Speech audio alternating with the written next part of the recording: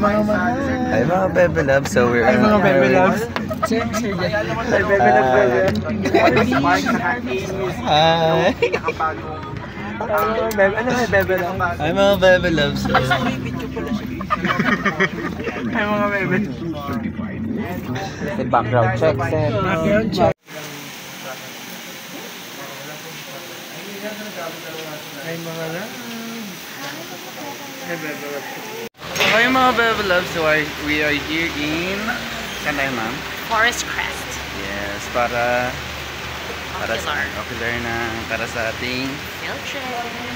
yes, this incoming September, right? October. Ay, October incoming. So, unang pupuntahan natin is Laboratories daw. Science pala ito. yes, science. So, bida ang mga science teacher natin dito. Yeah. Hi Sir Justine.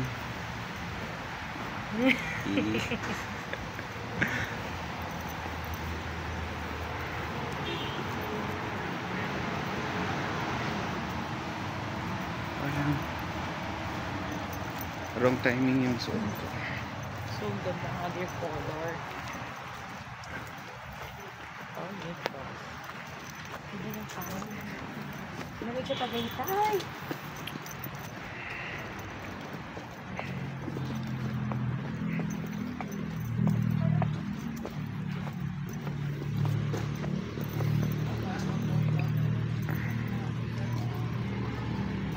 Yes, evergreen.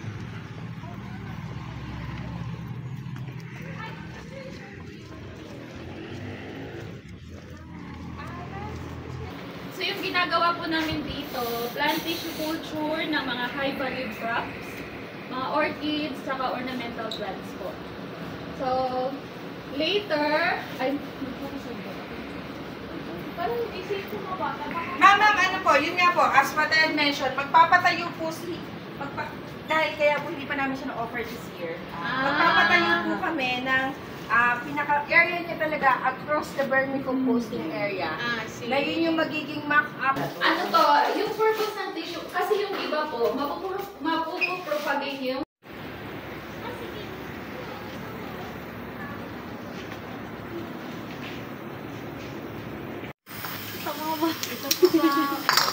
Nilinis. Hindi po.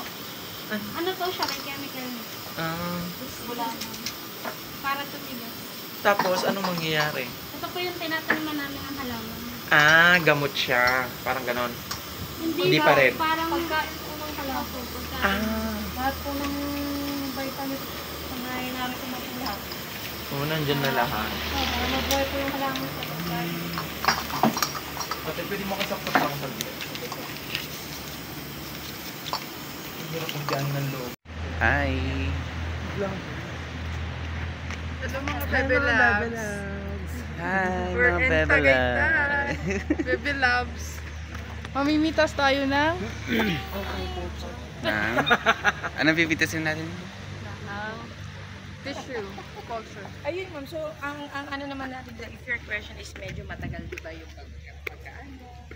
pagkatagal, pag-disinfect. So we will do some naman doon, random kung paano.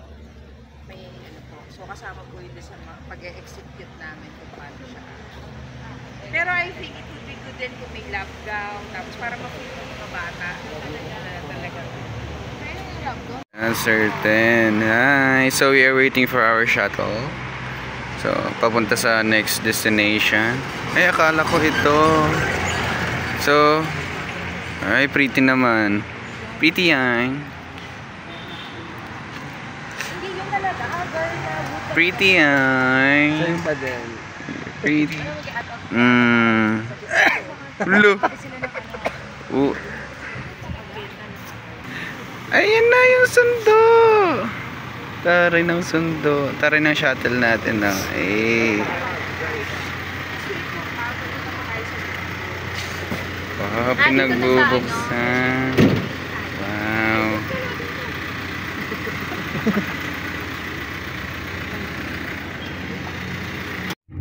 So this glass building is a hotel rooms as well as This one naman is the floating restaurant. This is our Filipino restaurant.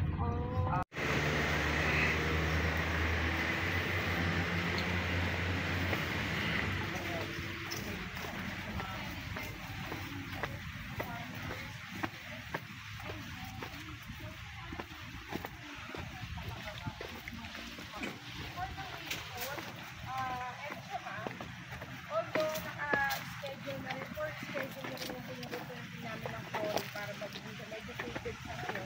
Pero dito po namin ginagawa yung water activity dahil ito po yung malaki. The pool is about 4 feet depth. Pero nadadagdagan siya ng 2 feet pag nag-wave. Yung wave high niya is 2 feet. So, kaya dito po namin ginagawa yung water activities. Torch lighting ceremony, dito natin ginagawa yon. And then we have para Olympic style. And then of course the games. The games is 5 set of games sa water. And then we make sure na yung games na yun, kukunin po namin sa inyo ano po yung mga core values na gusto natin mag-exercise from the game para yung learning games sa mga bata. We will get it from the game. Walang slides. Wala po siyang slides. Huli. Anong hinahanap mo dyan, ma'am? Hinahanap mo dyan, ma'am? Kita mo lahat. April. Hinahanap mo dyan? Dito lang ako ha. Paano po ba kayong batang bumula ang video?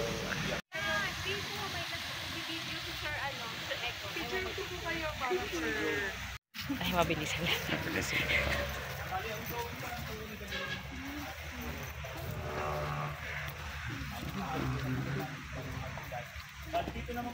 Hanggang sa shade ka malaki.